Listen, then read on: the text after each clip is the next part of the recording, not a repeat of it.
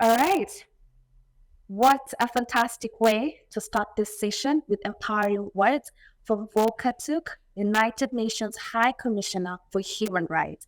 We will be referring to his key messages as we go on with the session, but for now, allow me to welcome all of you to the ninth session of the Global Town Hall from wherever it is across the world that you're joining us from. My name is Violetta Ngina. I will be your moderator for this session. Like you've had, allow me to repeat again, our topic is standing up for human dignity, upholding the foundation of human rights. What is important to note is the fact that we are celebrating the 75th anniversary of the Declaration of Human Rights. However, the downside is the joy and the privilege of this docket is not yet experienced in totality. Activists and people who are on the forefront fighting for human rights are being attacked. They're going into exile. And for how long are we going to let this continue to happen? And it is at this point that I feel like I can quote what Volkatik said when he mentioned that attacks against our human rights activists is attack against our common future. Yes, there's been a positive impact in the world since the universal declaration of the human rights, but all of us in one chorus can attest to the fact that there's still work to be done. And that is why we're all here to fix the system. To help us shed more light on the conversation today, we are honored with His Excellency Jose Ramos Horta, all the way from Timor-Leste, the President of Timor-Leste. Thank you so much for making time and being here. We also do have Mary Eileen Diaz-Bacalso, Executive Director, Asian Forum for Human Rights and Development. We also have Mandip Tiwana, Chief Officer of Evidence and Engagement of Civic Us. And finally, on our panel of speakers, we have Pashtana Durrani, founder, Land Afghan. Now, with your permission, allow us to get into the questions of the day. Feel very much welcome. We're very much honored to have you. And I will start with you, His Excellency Jose Ramahota. You are very passionate about defending human rights. You won a Nobel Peace Prize in 1996 for your struggle for human rights in East Timor. Currently, and over time, there's still a lot of conflict happening across the globe. My question to you would be, how important is upholding human rights as part of the political solution? Over to you. Well, I thank DINU, global citizens and foreign policy community of Indonesia for once again bringing us together, for giving me the opportunity to share in the conversations on the many challenges that we as a global community face. Timor-Leste is ranked number one as a functioning democracy, as a full democracy by Freedom House and others. We are ranked number 10 in the world in media freedom by Reporters Without Borders. For us, we almost take for granted democracy. Democracy that means freedom of expression, freedom of association, freedom of criticism leaders, of challenge leaders throughout our very popular social media, our televisions, our newspapers, and so on, without fear of retribution from the powers that be.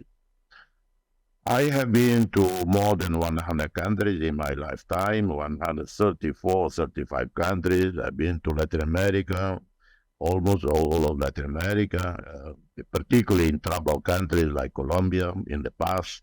I've been to Bosnia, been to Middle East, to Israel, to Palestine.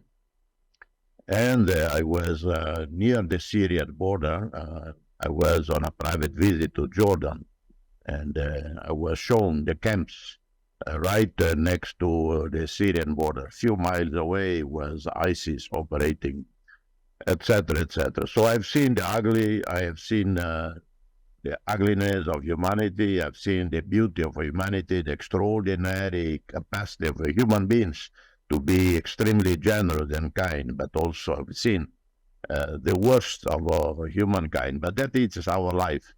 This is the constant struggle in different countries for democracy, for freedom.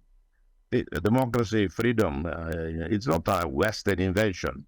It is very part of each of us human beings and depends on how each human being is committed to uphold the rights of everybody else in a collective struggle to always to preserve democracy, human rights, but a democracy that deliver well-being of the people, of the poorest. When a democracy is only a question of running for power, an opportunity to enrich yourself, when democracy is alternating between elites that fail to deliver education, to deliver nutrition, to that not able to solve extreme child malnutrition, stunt. Well, that is not democracy. So, uh, and we've seen in the United States the setbacks in the United States during President Donald Trump and his outrageous behavior, not domestically, but also towards other countries, towards his neighbors, etc. And we have seen regression in Europe, in some countries in Europe and in Asia. But that is, I'm not, I don't leave a slip over it because this is part of the struggle. Struggle for democracy must go on, struggle for individual freedom, each of us as individuals and as groups. But at the same time, I'm not a romantic Democrat or extremist Democrat who think that the Western concept, the Greek concept of democracy is the only one that can bring well-being to the people. I've seen it around the world. Monarchies, absolutist monarchies that are loved by the people, respected by the people because they deliver dignity, they uphold dignity, they uphold the human rights, they deliver to the people. And I have seen what people might call autocracies. Well, it's an autocracy that delivers better welfare, better well-being, and the protection, giving security to the people than the so-called multi-party democracies. So it is democracy, yes, it's a principle that my country will uphold, but we don't judge countries that might not have a multi-party democracy. Uh, Freedom can exist in a absolutist monarchy. Freedom can exist in what we call autocracy, and freedom might not exist in a country where leaders were elected and where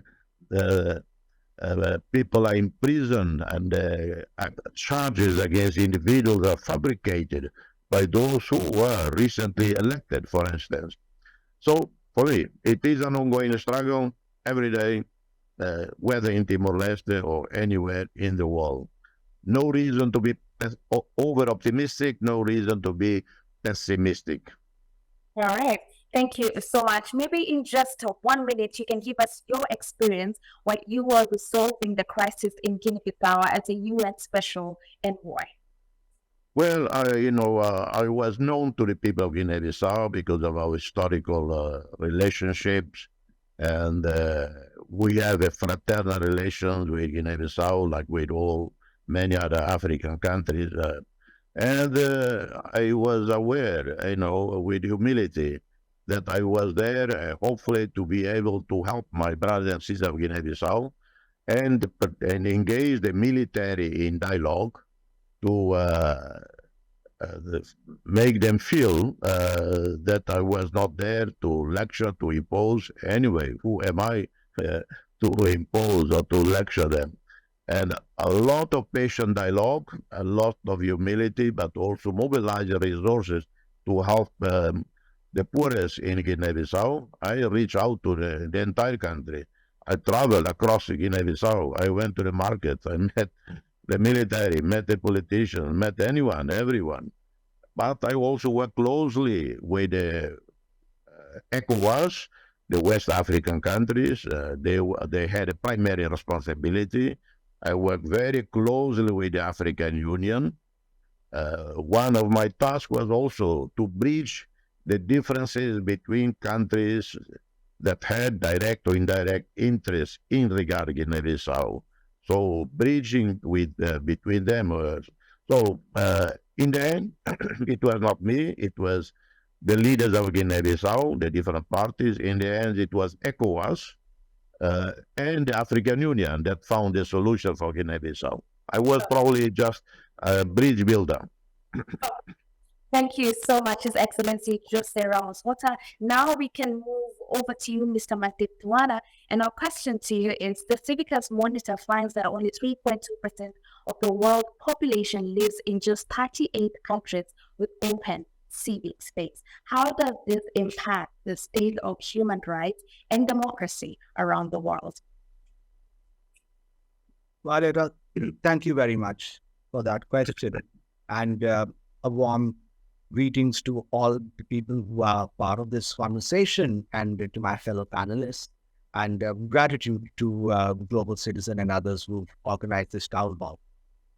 As you mentioned, it's just a minuscule part of the world's population that live in countries with their neighbor civic spaces. Now, civic space is the ability of people to come together, to organize, and to speak out, and to shape the economic structure of their society, to shape the politics of their countries, and to drive transformative change in societies. Now, this civic space, unfortunately, at this point of time, is extremely contested. We talk about just 3.2% of the world's population living in countries with a neighbor civic space. Conversely, 28% of the world's population live in countries where the mere fact of speaking truth to power, questioning those who control the levers of the state, can land one into prison for long periods of time, can drive one into exile, or can get one's own self killed or one's family members subjected to great harm. Now, this remains a travesty of justice in the 21st century when we have made so many technological changes and gains. So in our research at Civicus, through the Civicus Monitor, which is a participatory platform to measure civic freedoms around the world, we find that 85% of the world's population live in countries where there are restrictions in law, policy, and practice on these three basic freedoms: the right to peaceful assembly, the right to freedom of expression, and the right to freedom of association. And we know that these civic freedoms are really important if we are going to achieve change in our societies. They've been critical in ensuring decolonization. They've been critical in the struggle for civil rights. They are critical for young people and others to highlight the climate emergency that we are facing and the damage that's been caused by extractive industries and agribusinesses, as High Commissioner for Human Rights Volker Turk so emphatically reminded us. So this remains a huge challenge. In fact, from Afghanistan to Zimbabwe, from Myanmar to Nicaragua, we find there are highly disenabling conditions for civil society activists and for human rights defenders to do their work. Now, when they work with the state, there's usually no problem. But when human rights defenders uncover corruption, they uncover serious human rights abuses, when they seek to change society to make it more equitable, more just, then the attacks start to happen. And that remains a huge, huge challenge. And the attacks are not just from repressive state apparatuses, they also come from non-state actors. They could be extremist groups, they could be criminal elements in businesses, and they could be others who don't agree with the quest for justice, equality, sustainability. And this is a huge challenge because Agenda 2030, which is arguably the greatest ever human endeavor to create peaceful, just, equal, and sustainable societies, is at great risk of falling by the wayside. The UN Secretary General has said that 30% of the goals and targets are off track or have regressed from the time Agenda 2030 was put in place in 2015. And the reason for this, I dare say, is disenabling civic space environments which don't allow civil society actors to be equal partners in shaping that. And President Ramos Horta spoke about, democracy coming in various forms. I agree, democracy can be in various forms, but the test of a democracy is, can you speak truth to power without being persecuted? So if people are able to criticize governments, people are able to expose corruption, without fear, without persecution, then we can say we have a democracy. And that is very important for to be able to take part in free elections and so on. So let me stop there, and we can carry on this discussion further. But global civic space conditions are extremely challenging. Human rights defenders face hugely disabling conditions in the 75 years of the Universal Declaration of Human Rights. All right. Thank you so much, Mr. Mandip Tiwana, for those comments. Absolutely love them. Coming to you, Miss Mary again. My question to you would be, from Mr. Mandip Tiwana, we have got a global picture of the state of human rights and the threats. Now, if we bring it close to home and look at the regional situation, especially in Asia, how can you describe the state of human rights? And I want to connect it to what are we doing about the involuntary disappearance of the activists and their protection moving forward. If you allow me, I can bring it close to home, where in my continent, in 2020, we had a DJ from Nigeria, DJ Switch, who brought to attention a lot of things that were not happening right when it comes to police brutality, and she had to go to exile. So I would like to know, from your point of view, from your region, what are you doing about protecting the rights of the activists? Over to you, Ms. Mary. Many thanks, Ms. Violeta, for that question, and thanks to the organizers of this event for inviting me to represent my organization, Asian Forum for Human Rights and Development, that I recently joined. It is a regional organization of 85 member organizations in 23 Asian countries, which is mandated to work on freedom of assembly, freedom of expression, freedom of association, and freedom of opinion, the violations of which result in various forms of human rights violations, and as you mentioned, including enforced disappearances.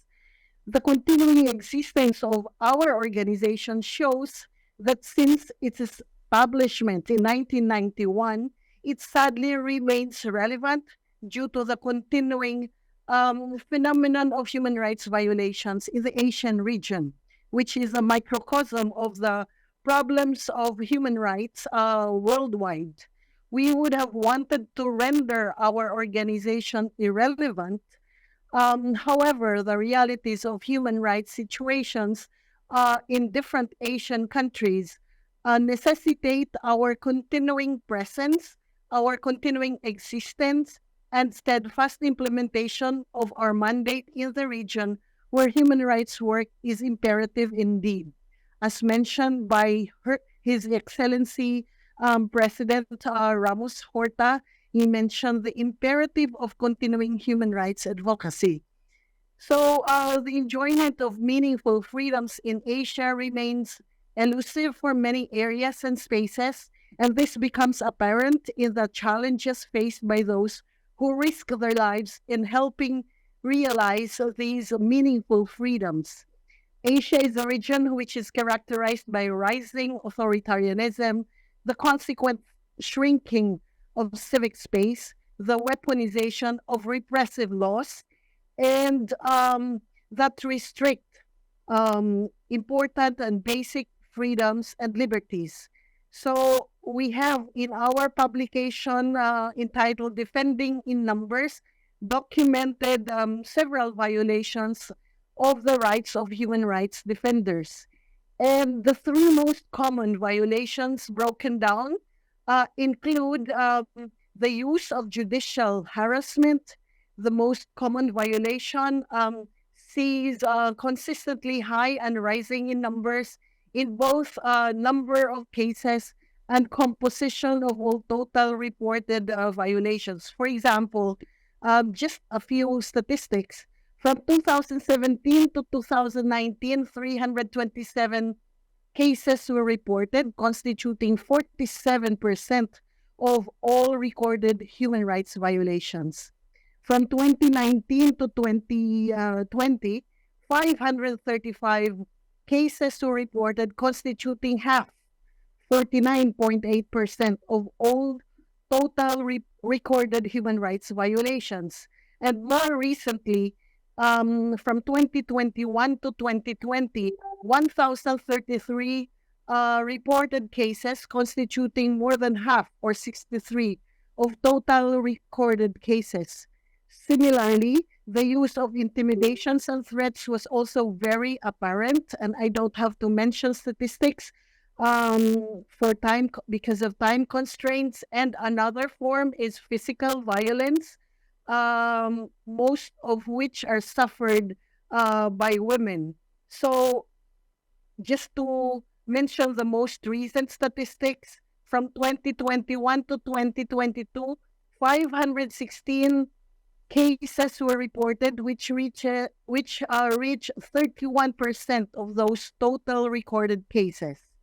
And this number paints a very clear picture of how much work there needs to be done in ensuring the achievement of dignified life for all. So these threats and the curtailment of human rights defenders' freedoms exist in both physical and digital spaces, which is important to understand given the value of digital spaces in disseminating information on abuses. So recently, the Community of Nations commemorated the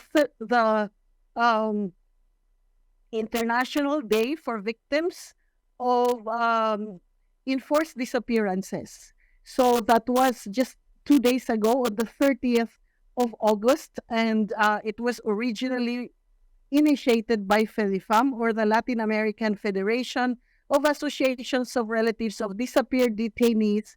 And as enforced disappearances spread throughout the world, the United Nations has officially recognized this. And according to the most recent report of the UN Working Group on Enforced or Involuntary Disappearances, it has forwarded a cumulative of 59,600 cases to 112 different countries, majority of whom are Asian countries. So the working group... Okay. Yeah, so majority are Asian countries, and ironically, it is in Asia which has the lowest number of ratifications of the Convention on Enforced Disappearances. So this is a regional phenomenon which necessitates a regional and international response. Thank you.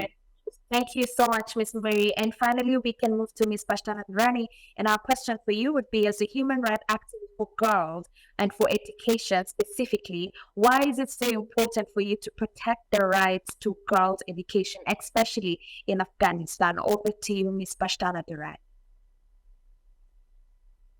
Well, first of all, thank you so much for having me, and thank you for organizing this.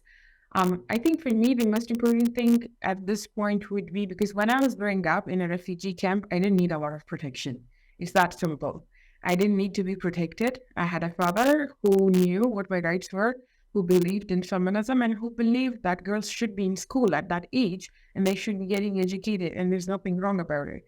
And now the girls of Afghanistan are the only girls, by the way, on the planet who cannot access school legally, who are forced to learn and study in secret schools, whose teachers are forced to teach in secrecy and illegally. Activists right now in Afghanistan are arresting. So for me, I think the most important thing has always been protecting, but also standing up for it. It's also not I'm just going to be very honest and blunt about it. It's not about protecting it. It's so much so about standing for what is right. Because my country is going through crisis that was forced onto us by Western blocs that we didn't ever expect. We didn't have the choice in today's future that we are living in. So for me, the most important thing is it's not just girls' access to education. It's Afghanistan's future that has again and again been used and has been robbed by people and countries for politics, for economics, for bringing down the Soviet Union, for fighting against the terrorism when it was convenient for them. But then all in all, they weaponized women and girls again and again when they invaded Afghanistan. Now, Afghanistan and Afghan women are not important. So for me, the most important thing is for us to rescue our own souls, for us to tell our own story, for us to share our own story, and for us to stand for our own human rights rather than someone coming from the West telling us. Because all in all, Afghan women had the right to election 100 years ago, while the West still struggled with the idea of voting with women or for women. So for me, on a personal level, it's not just access to education, it's access to economic opportunity, it's access to learning opportunities, it's access to a better and stable Afghanistan. And the most important thing is it's access to that stability where you don't need to be brave. Where you don't need to be All right. Thank you so much. And we do commend the good work that you're doing, Ms. Pashtana Durrani. Thank you so much to all our speakers for such an insightful discussion of this part one. And we're truly deeply inspired by the good work that you are doing to make the world a better place. Now, as we move to this second part, I want to welcome our respected discussants of the session to give their questions or their comments in relation to what happened in part one. And to begin, we have Dr. Raymond Leals, Associate Vice President of Academic and Student Affairs at the American University of Phnom Penh. The floor is yours, Dr. Raymond Leals. Thank you very much. I hope everyone can hear me. Excellent discussion. And, as I was thinking when I was asked to be a discussant on this panel, and I learned about the topic, and also from this discussion this evening or this morning or this afternoon, I was thinking back, and actually my comment and question is addressed to the entire panel. I was thinking back to a book that I read about 4 years ago and recently reread. I don't know if any of you are familiar with it. It's a book by the economists and political scientists, Darren Acemoglu and G. Robinson, Neurocorridor, States, Societies, and the State of Liberty.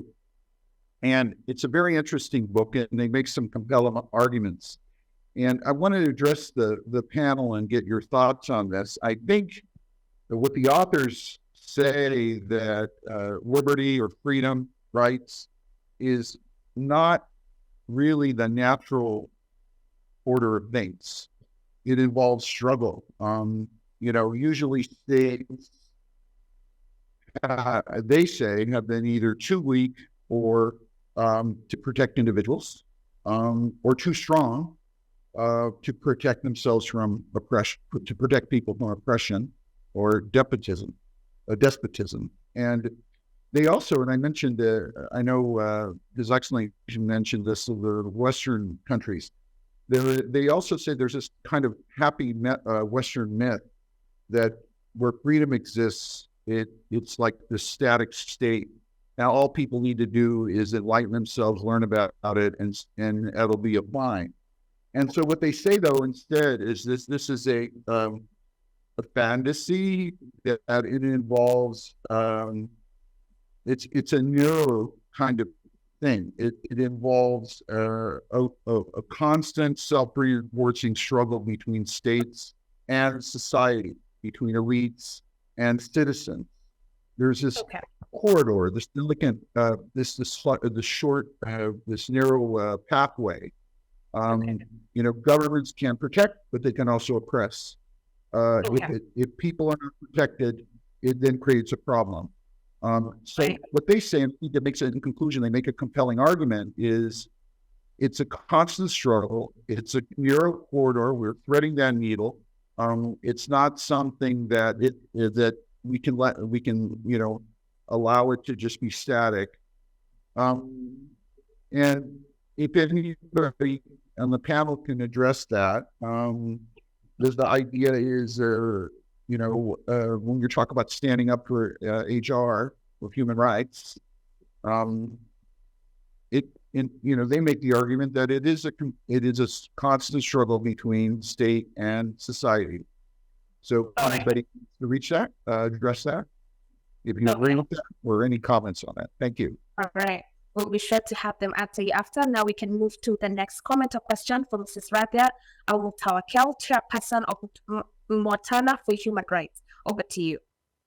Thank you. I'm talking to you from the world that is known as the worst humanitarian crisis in the world, which is a man-made crisis. I'm from Yemen. We have been in a horrible war for 8 years until now.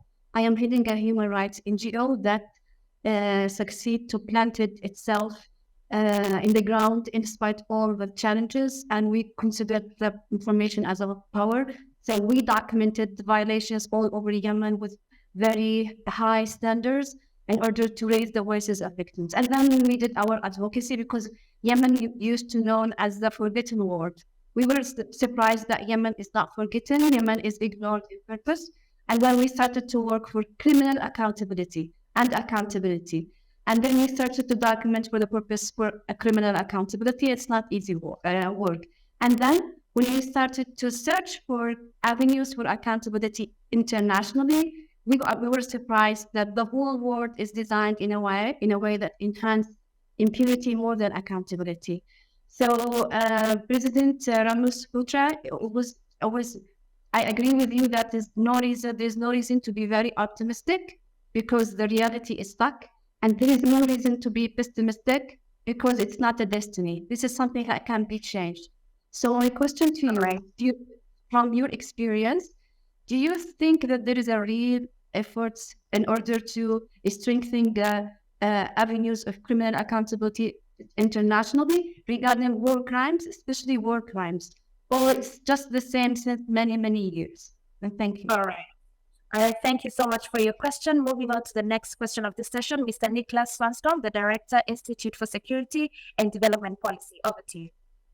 Well, thank you very much, and thank you for being invited to this extremely interesting event. Well, I'm going to be taking sort of a more pessimistic view. And of course, I agree with the former speaker that it's not a black and white situation, but what we do see is that it's weak international law. When I studied law, my professor told me you're going to spend 2 years studying something that does not exist. That was a bit extreme, but it nevertheless is a weak international institutions. United Nations is increasingly questioned and should be, of course. What we see is a polarization geopolitically, especially China and United States, but I think we see a much larger polarization. So this is creating an international environment which is not useful for strengthening human rights. So one of my questions would be, what would be the most successful approaches and strategies in sort of promoting and strengthening human rights around the world? And the second question, it was really sort of maybe answering what I think could be one, is companies. What we see, for example, in Sweden, is the young generation is more increasingly conscious about human rights and what companies produces and everything. So what I would like to ask is really, how do you see business and corporations conducting their businesses? And of course, when they violate human rights, what can we do about that? How can we strengthen companies' accountability? Because of course, if the UN and other international organizations are failing, other mechanisms we can see being more successful. And I look very much forward to any replies to that. Okay, thank you so much for your question. Moving on to the fourth discussant, Mrs. Mavis Queno, Professor at University of Professional Studies, Accra Law School. Over to you.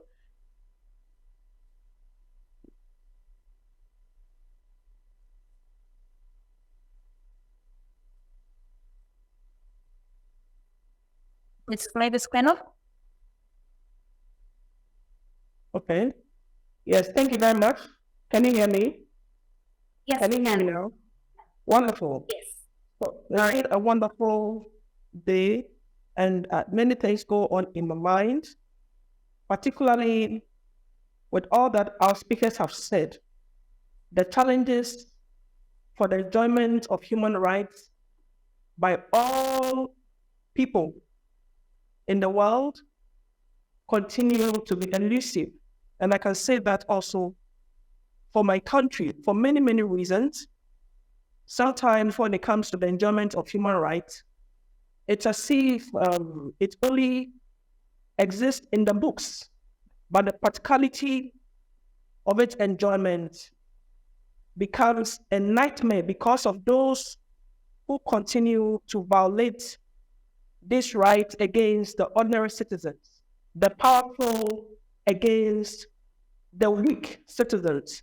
So for how long are we going to sit back and then endorse the impunity of our leaders? It's mostly about the leadership. They have the power to ensure that all those who violate the laws are dealt with in accordance with the law, but most times they get off the hook. And then as the years roll by, we see impunity on the rise. And that is reflected in all the things the speaker said. So what is the way forward? Thank you very much. Right. Thank you so very much for your question. And finally, we have Mr. Samuel Radford, Head of Good Governance Program at Global Policy Research Group. Please give us your comment or question. Hello, everybody.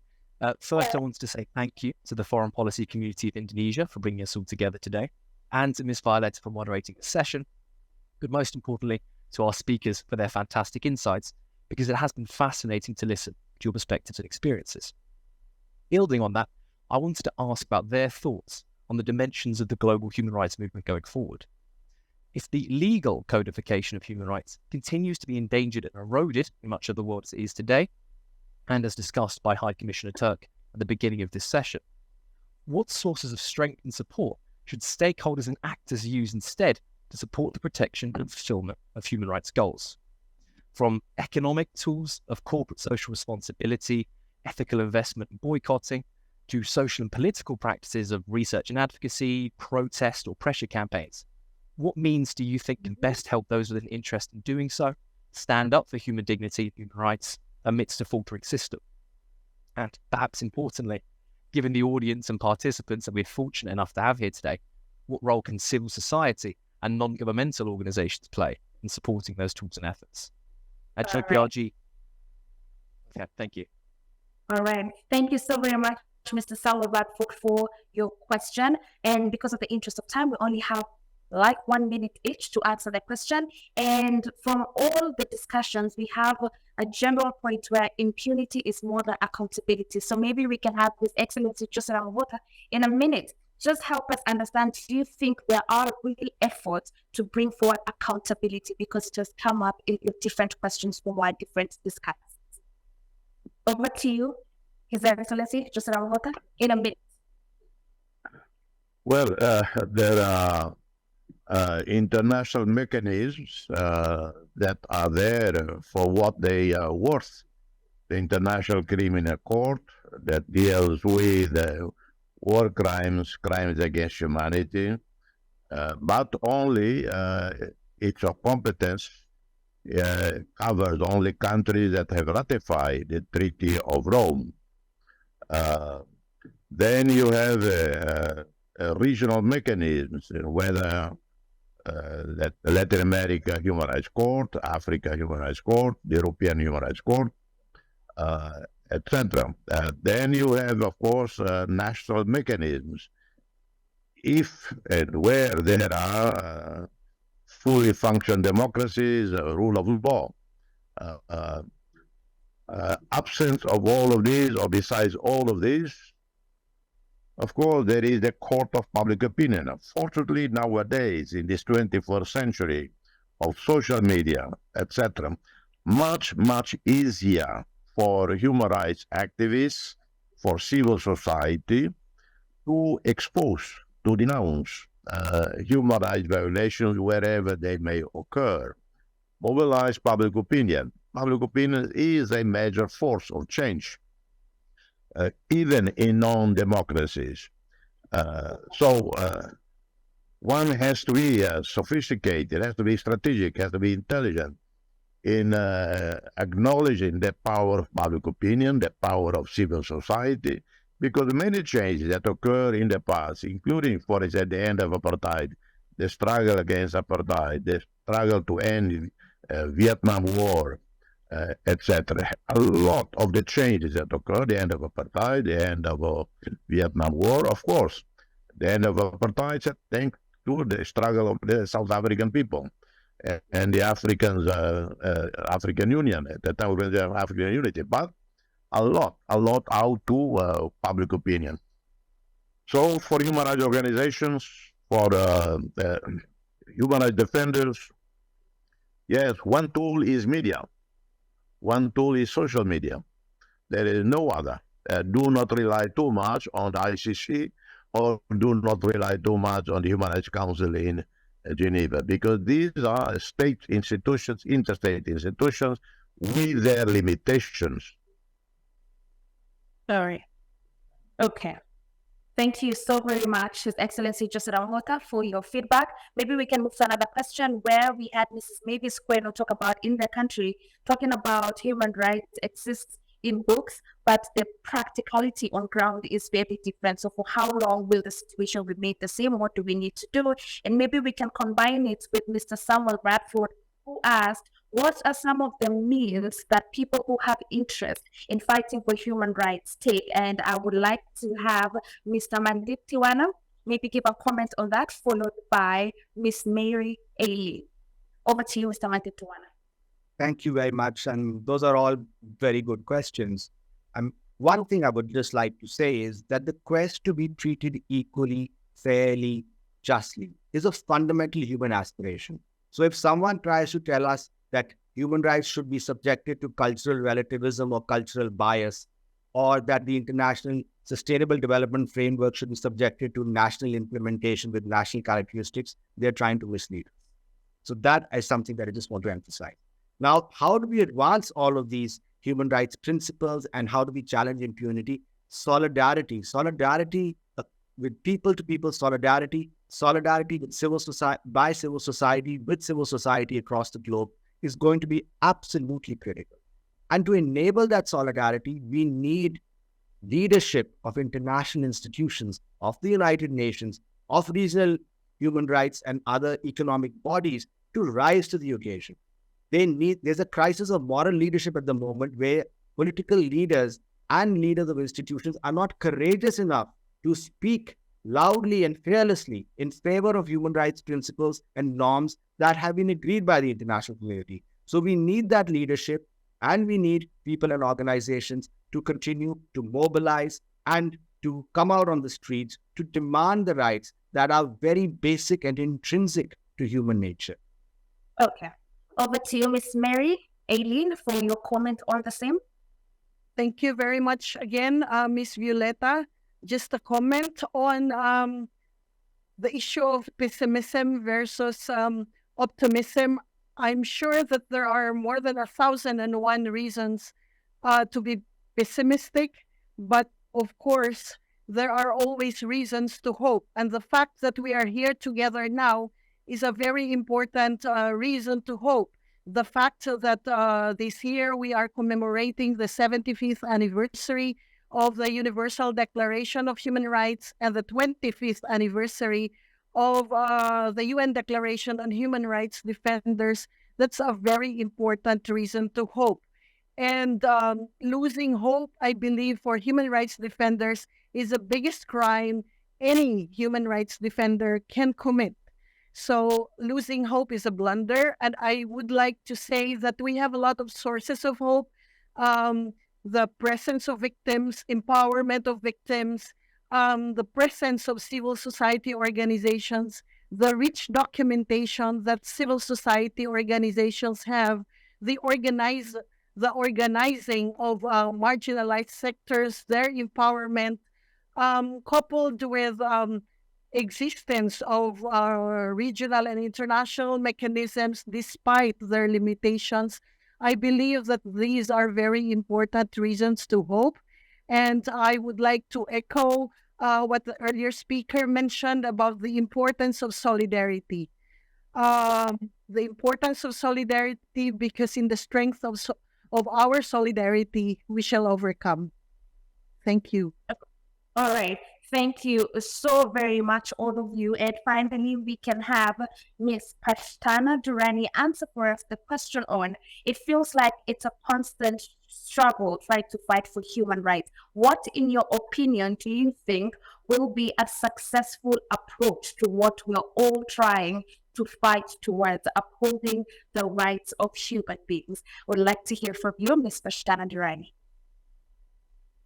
I think there are two layers to look at it. The first one would be definitely, I come from a country where the world, especially the UN and the World Organization, still celebrate criminals, warlords, drug lords from my country because they were politicians in the democratic time. So I think the first tier would be for the world to recognize the criminals who abused human rights, be it politicians who were elected or Taliban, both of them. And I think the second tier for young people especially would be to find allies. And if you don't have allies, then create organizations that are going to be allies towards young people, towards young youth activists in places where they cannot find one. I think personally, when I was growing up, we didn't have those sort of allies. And then I had to create my own community for me. And now we are a whole group. So I think the most important thing for any young person would be to access those allies, have those sort of allies, and be part of that community. Those are two important things for us to exist and hope for a better future. Yeah. All right. Thank you so very much to the discussants for your comments and your question. I believe our speakers have answered as we would like to hear. And finally, one more question from the public. We do have Kuniawan from Indonesia, who asks, how do you view the perception that there is a double standard in addressing human rights violation by the global north and the global south? I would like to have His Excellency Joseph Ramaphosa to answer the question for us as we wind up this session. Over to you, His Excellency. Well, I might not answer exactly the question, but let me answer with maybe my final message to this forum. When we fight for a cause, be it democracy, human rights, or a general fight, a battle, we fight because we believe in it, because of our convictions. We do not fight with dogmas, we fight with intelligence. We know when to move forward, when to move sideways, and sometimes you have to step back. Any struggle, any advocacy requires truth, integrity. We cannot ever make the mistakes of using dogmas, exaggerations, ideologies, etc. As best defenders of human rights, A, do you have a conviction or not? Do you believe in it or not? And you study the issue very, very deeply, very carefully. Use your intelligence, use your brains, your experience. Mobilize coalitions, organize coalitions, mobilize public opinion. So these are my message, my recommendation in these very difficult times, challenging times, to uphold democracy, to uphold human rights on the 70th anniversary of the Universal Declaration. 70 years later, we're still fighting for human rights, for democracy around the world. We still witness setbacks.